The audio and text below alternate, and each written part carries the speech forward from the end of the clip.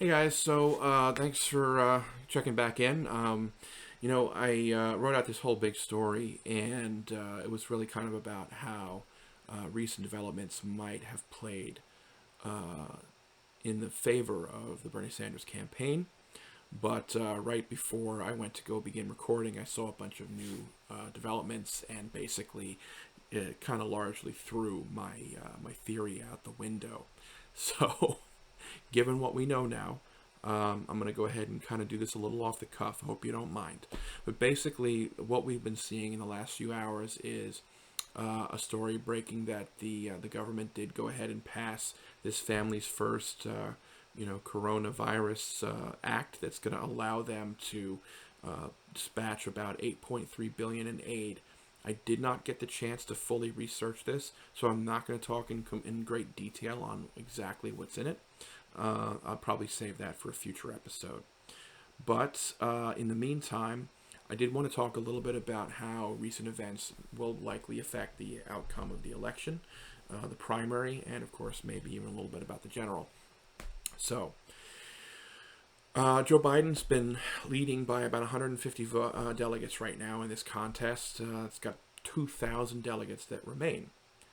But if you look anywhere on TV for stories on this topic, you basically come to the conclusion that the election is over and has been since somehow since North Carolina.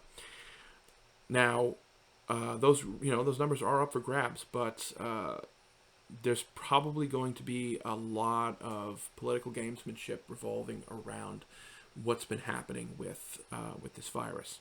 Now, initial thoughts on the topic, especially around some more perhaps let's just say less scrupulous folks in the progressive movement, were that this could perhaps be a great advantage to the Bernie Sanders camp. Basically, the idea being, well, if this virus is particularly deadly to the elderly, the 65 and older crowd who are coming out in record numbers to vote for a guy who apparently they really like, even though he has repeatedly tried to cut their Social Security and Medicare. I'm not sure what that's about, but that's who they like, and they're coming out to vote for him so far, right? But it's possible that if the election is allowed to continue, that this group of the electorate would be severely depressed, and even states like Florida, where Bernie has only just recently been able to get into the viability range, where he's, according to some of the aggregate polling in RCP, in the 20 percentile range, mid 20s roughly, in recent polls, perhaps doing a good job of reminding folks down there that Biden does indeed plan to make cuts like that. As far as we can tell, his long history of talking about it. But ultimately, he's still dragging behind by deep double-digit numbers.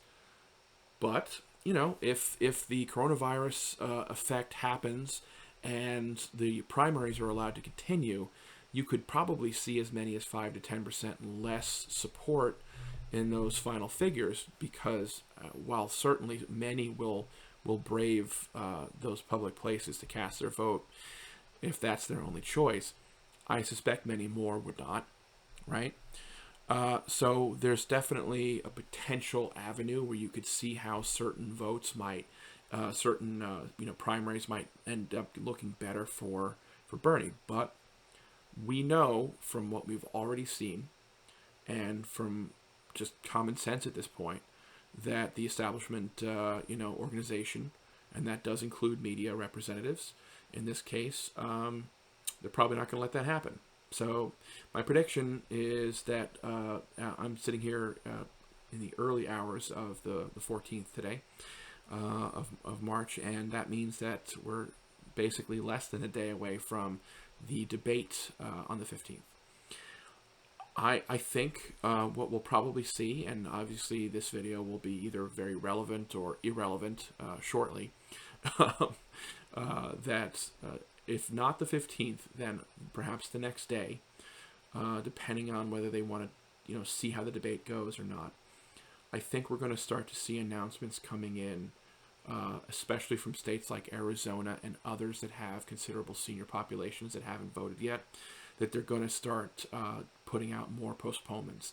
We already saw, for example, a CNN article earlier that basically discusses that Louisiana, who has an April primary, is already planning to postpone theirs. So they are the first in what I think will be a long line of dominoes to go ahead and push those primaries off.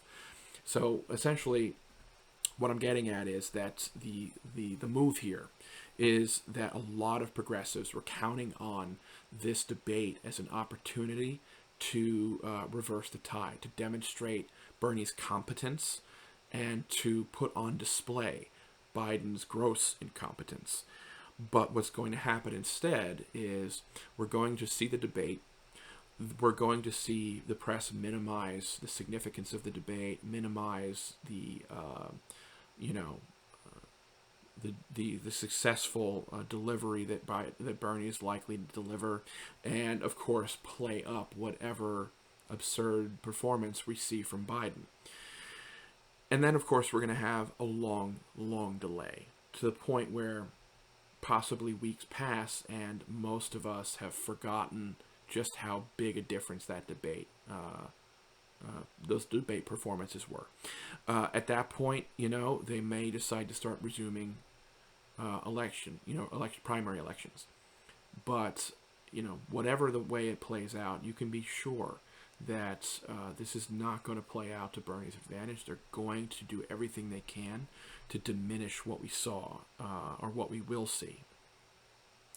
So in a world where things are balanced and the rules are fair, what would probably happen, instead of just postponing primaries, is that we would actually go ahead and essentially offer mail-in and allow them to do it over the period of the next month. And this would be something that you could do for each state as they go along the process.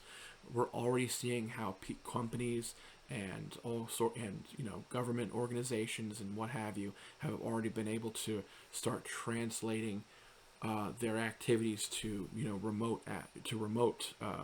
work, activities. So I'm stepping over myself, but you get the idea. Kids are staying home from school, but they're doing their schoolwork at home. People are staying home from work, but they're doing their work at home. There's no reason why we can't do something similar during an election process like that. Many states already have early voting, mail-in ballots. We already have the ability to do this. I think that we should just institute it on a national level and allow everyone to get their voices heard in a reasonable time frame. That's not going to happen, though, because I think this is probably true, that's something that they know as well, the longer a period of time and the more ways a person is able to vote, the more likely a youth turnout will increase. And in fact, when we saw certain early voting states where there were more options, a lot of early votes coming in, Nevada comes to mind, they did much better, and Bernie won, right? So I don't think that's going to be something that they're going to look to. I think they're going to just say, oh, this is terrible, we can't do anything, just wait it out. And by then, the benefits of that debate will have been lost to time. So that's pretty much where we're at right now. Again, I had a whole story, but it kind of got blown up there. But that's why, we do the show later in the night, right? Because sometimes late-breaking developments can have a big impact on how relevant stories are going into the next day, or what we saw earlier. So that's where we're at right now. I just want to take a look real quick and make sure I didn't miss anything that might still be relevant. So I want to come back and do some more work on this. Maybe do a story about the what's going on with the stock market and how that might affect things in the general. But I'm going to save that for another one. So I'll see you guys on the other side.